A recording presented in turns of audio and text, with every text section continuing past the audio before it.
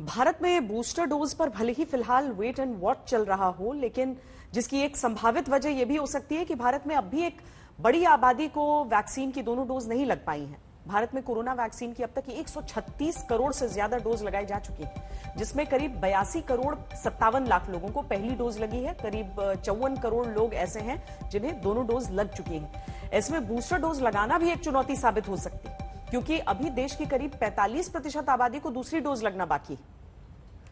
Omicron पर दुनिया भर के वैज्ञानिक युद्ध स्तर पर शोध कर रहे हैं। वो ये पता लगाने के प्रयास कर रहे हैं कि दुनिया इस नए खतरे से कैसे निपटेगी। वो ये पता लगाने की भी कोशिश कर रहे हैं कि डेल्टा वेरिएंट के मुकाबले ओमिक्रॉन वेरिएंट कितना खतरनाक है और वैक्सीन कितना प्रभावी होगा। फिलहाल में ओमिक्रॉन पर 3 तरह की नई स्टडी सामने आई है। यूनिवर्सिटी ऑफ हांगकांग के एक रिसर्च में पता चला है कि कोरोना वायरस का ओमिक्रॉन वेरिएंट अपने पिछले डेल्टा वेरिएंट से 70 गुना ज्यादा तेजी से फैलता है। हालांकि स्टडी में शोधकर्ताओं ने यह भी कहा है कि डेल्टा के मुकाबले ओमिक्रॉन कम खतरनाक हो सकता है, क्योंकि यह वेरिएंट फेफड़ों पर डेल्टा के मुकाबले कम असर डालता है। इसके बावजूद शोधकर्ताओं ने लोगों को सावधान किया है कि यह वेरिएंट वैक्सीन इम्यूनिटी को भी कुछ हद तक मात दे सकता है। इसके अलावा अमेरिका के मैसाचुसेट्स जनरल हॉस्पिटल, हार्वर्ड और एमआईटी की एक स्टडी भी सामने आई है। इस स्टडी में कहा गया है कि अमेरिका में दी जा रही वैक्सीन ओमिक्रॉन पर ज्यादा कामयाब नहीं है, लेकिन बूस्टर डोज से कुछ राहत मिल सकती है। अमेरिका में फिलहाल मॉडर्ना, फाइजर और जॉनसन एंड जॉनसन की वैक्सीन लगाई जा रही है। ओमिक्रॉन पर तीसरी स्टडी यूनिवर्सिटी ऑफ वॉशिंगटन और स्विट्जरलैंड के बायोटेक कंपनी हुमाब्स बायोमेड की है। इसके अनुसार चीन की कंपनी सिनोफार्म की इनएक्टिवेटेड कोविड-19 वैक्सीन ओमिक्रॉन वेरिएंट पर प्रभावी नहीं है। स्टडी में शोधकर्ताओं ने माना है कि ओमिक्रॉन वेरिएंट इस तरह की वैक्सीन से पैदा हुई इम्यूनिटी को चकमा दे सकता है। आपको बता दें कि भारत बायोटेक की कोवैक्सीन भी एक इनएक्टिवेटेड वैक्सीन है। ऐसे वैक्सीन के असर को बनाए रखने के लिए बूस्टर डोज जरूरी हो जाता है। 24 नवंबर को पहली बार साउथ अफ्रीका में ओमिक्रॉन वेरिएंट का पहला मरीज मिला था। तब से लेकर अब तक दुनिया के 91 देशों में यह फैल चुका है। भारत में भी फिलहाल इसके 101 मरीज मिल चुके हैं। तो जरूरी है कि हालात बिगड़ने से पहले ही इसके लक्षणों को पहचाना जाए, उसके अनुसार जांच और इलाज हो।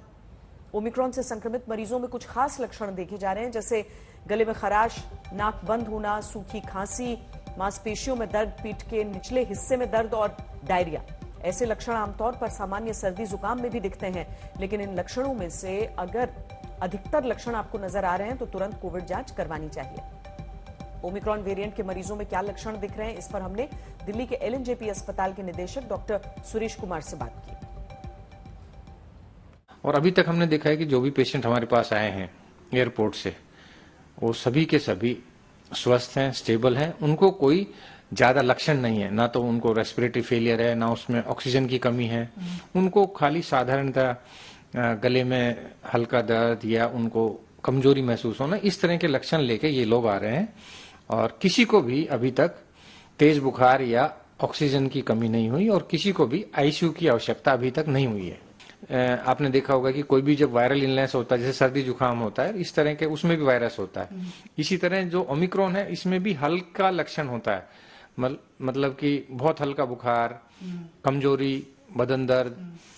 जैसे हमने डेल्टा में देखा ना कि जब डेल्टा वायरस था, तो डेल्टा वायरस जब लास्ट सेकेंड वेव के दौरान जब आए, तो उसमें ज्यादातर मरीजों को बहुत सांस फूल रहा था, रेस्पिरेटरी फेलियर हो रहा था और ऑक्सीजन का जो लेवल था वो 90 से नीचे जा रहा था। तो उनको वेंटिलेटर की आवश्यकता थी, उनको ऑक्सीजन, हाई फ्लो ऑक्सीजन की आवश्यकता थी। उसके विपरीत इसमें ओमिक्रॉन में आपको ऑक्सीजन की रिक्वायरमेंट ही नहीं है। मरीज अपने आराम से सांस लेता है और स्वतः ही विद इन वीक हमने देखा है कि वायरस जो है ओमिक्रॉन, ये बॉडी से क्लियर हो जाता है और उसकी आरटीपीसीआर नेगेटिव आ जाती है रिपोर्ट। कोरोना वायरस का ओमिक्रॉन वेरिएंट इस समय देश के लिए बड़ा खतरा है और इसीलिए सरकार वैक्सीनेशन की रफ्तार बढ़ाने की कोशिश कर रही है और कोविड प्रोटोकॉल का पालन करने की सलाह दे रही है। हमने ओमिक्रॉन के खतरे पर नीति आयोग के सदस्य वीके पॉल से बातचीत की। जो एक इन्फोडेमिक की आप बात कर रहे हैं कि लोग वैक्सीन नहीं लगवा रहे, झिझक रहे हैं, उनके लिए क्या आप बड़ा मैसेज देना चाहते हैं? ये बताइए, वैक्सीन काम कर रही हैं हमारे देश को, बताइए। वैक्सीन हमारे देश की उपलब्धि है। वैक्सीन बनाए, बहुत मात्रा में बनाए, और हमारा देश उन देशों में शामिल था जिसने वैक्सीनेशन प्रोग्राम बहुत जल्दी, बहुत इफेक्टिव, बहुत एस्पिरेशनल तरीके से चलाया, मुफ्त में चलाया। World's biggest vaccination program. इसकी उपलब्धि भी महान है। 135 करोड़ 136 करोड़ डोजेज लग गई हैं, 87% को एक डोज लग गई है एंड सो ऑन।